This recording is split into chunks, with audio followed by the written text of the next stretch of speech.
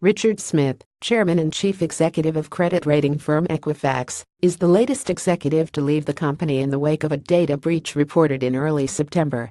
By submitting your personal information, you agree that TechTarget and its partners may contact you regarding relevant content, products, and special offers.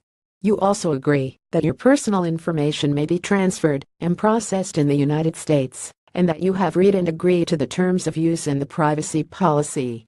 The company said board member Mark Fiedler will serve as non-executive chairman, and Paulino Dorigo Barros, president of the company's Asia-Pacific region, has been appointed as interim CEO. Smith's departure comes with weeks of the company admitting that data on up to 143 million U.S. consumers may have been accessed by cyber attackers between mid-May and July.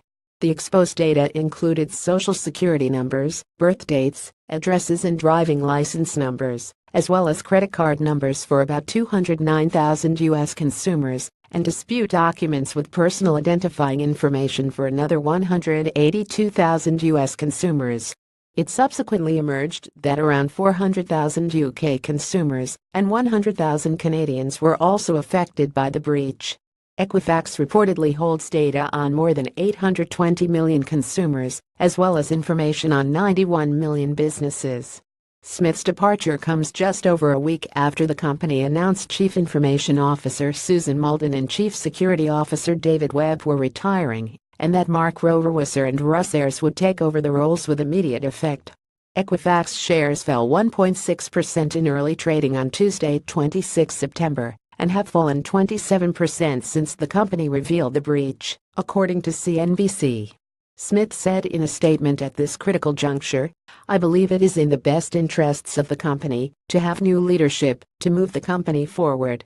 Equifax faces dozens of legal claims over the breach, including a class action lawsuit by several U.S. small businesses, representing millions of others affected by a breach of personal data. Fiedler said in a statement the board remains deeply concerned about and totally focused on the cybersecurity incident. "We are working intensely to support consumers and make the necessary changes to minimize the risk that something like this happens again." He added that the board has formed a special committee to focus on the issues arising from the breach and make sure all appropriate actions are taken. The departure of the Equifax and Target executives in the wake of a serious data breach demonstrates the importance organizations' boards paying attention to cybersecurity. "Cyber risk management should run throughout the organization," said Lev Leshikin, executive vice president of strategy at software quality measuring company Cast Software. "Developers today have too narrow a focus and do not consider the business implications of what they create," he said. According to Leshikin, the Equifax breach highlights a shortage of talented developers who can keep up with business demand and tech complexity at the same time, creating further software risk. But he believes the solution is not to rely on the ability to hire good developers, so they write good software, because there are not enough skilled developers to go around.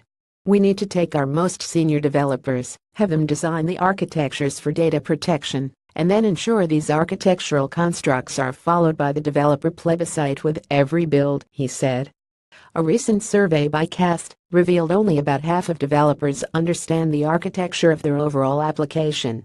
This means the other half are working in silos and have little to no visibility into how their component can endanger the rest of the system, said Leshikin. Equifax identified a known and patched vulnerability in the Apache Struts web application framework as the initial attack vector, but said the investigation is continuing and that more information would be released as it emerged.